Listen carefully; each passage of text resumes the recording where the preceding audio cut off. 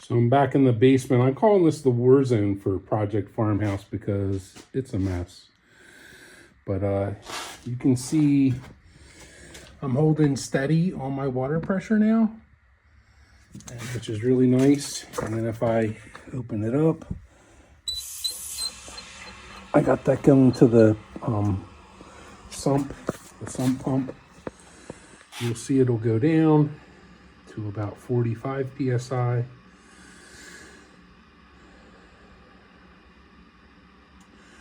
While we're waiting for that to go down, we did a metal, we dumped a ton of metal. It was 2,000 pounds. So all the excess water heaters that were down here are all gone. We started making a plumbing copper pile, and they just cleaned up the metal that was down here, and they started to get rid of some stuff, not a lot. But they basically made a slide because these steps fell apart. They took that wood right there and made a slide going up, and they pulled it up through the Bilco doors.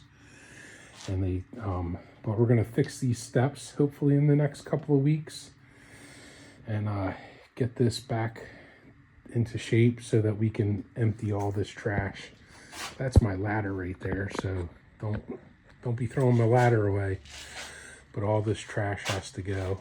There's a drum back there. I think I could sell VHS tapes at a yard sale, but that might be worth saving. That's a portable heater, a space heater, probably kerosene or diesel.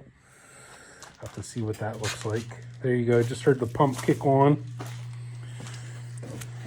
and if you look at the pump, I'm getting a good.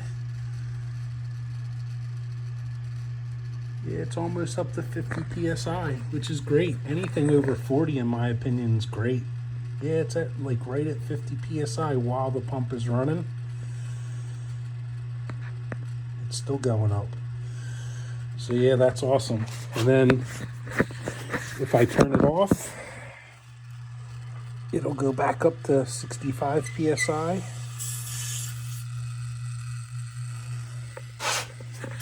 And it'll turn off.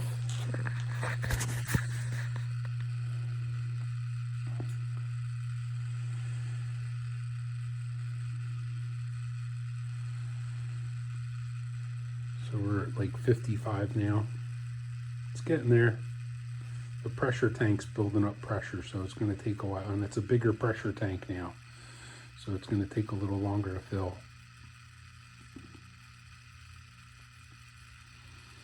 But 50 psi is great. If that thing's running at 50 psi, that's awesome.